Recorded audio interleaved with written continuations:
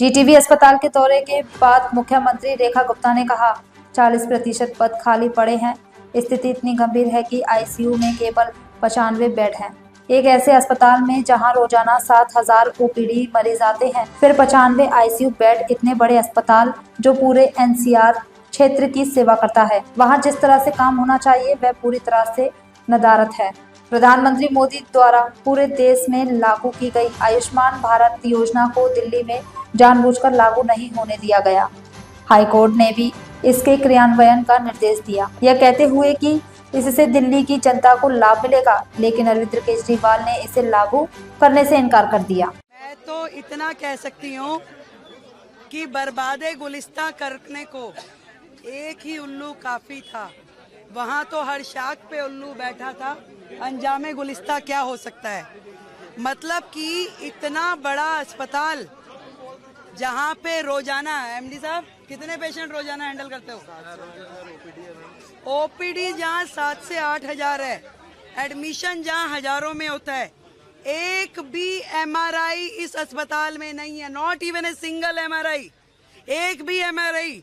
और जो CT scan है वो 12 साल पुरानी मशीन है, जबकि एक सीटी स्कैन मशीन की लाइफ 10 साल की होती है। 40% पोस्ट खाली है।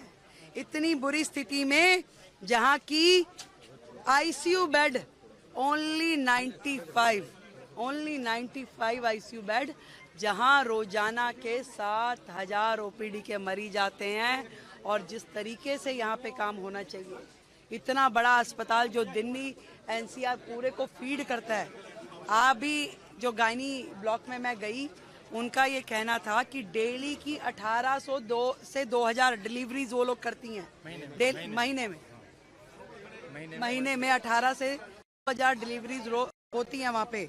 और उस अस्पताल की इतनी बुरी हालत कि जहाँ 40% स्टाफ ना हो, एमआरआई ना हो, जहाँ पे छोटी छोटी सुविधाओं के लिए फिर दोबारा किसी प्राइवेट में जाना पड़े। और वो इस हेल्थ मॉडल की बात देश भर में कर रहे थे। मैंने सही कहा था, पेमेंट असली और बाकी सारी की सारी फाइलें खाली। जो टेक्नोलॉजी, जो मशीन, जो उपकरण, जो इक्विपमेंट खरीदे जाने थे अस्पतालों के लिए, वो खरीदे नहीं गए। जो भर्तियां होनी थी डॉक्टर्स की, नर्सिस की, पैरामेडिकल स्टाफ की, वो की नहीं गई। सब कुछ अपने तरीके से उन्होंने अपने ही नियम कायदे कानून बना के किए। हाई कोर्ट की बार बार फटकार पड़ी, परंतु उन्होंने किया नहीं। आयुष्मान योजना जो प्रधानमंत्री जी ने पूरे देश को दी, उन्होंने अपने यहाँ लागू नहीं होने दी, जबकि हाई कोर्ट ने भी डायरेक्शन दिया कि ये योजना आने से दिल्ली के लोगों का फायदा होगा, परंतु माननीय केजरीवाल ने उन्हें आने नहीं दिया। अफसोस है, तकलीफ है, दुख है अस्पतालों की ऐसी स्थिति देख करके, जहाँ पे कोविड के समय में जो अस्पताल शुरू किए गए, सेमी परमानेंट स्ट्रक्चर जो शुरू किए गए, जिसके ऊपर उन्होंने करोड़ों रुपए खर्च कर दिए, आज वो बुरी हालत में अनकंस्ट्रक्टेड, कोई 30% पे, कोई 20% पे, कोई 50% पे, कोई 70% पे पड़ा है।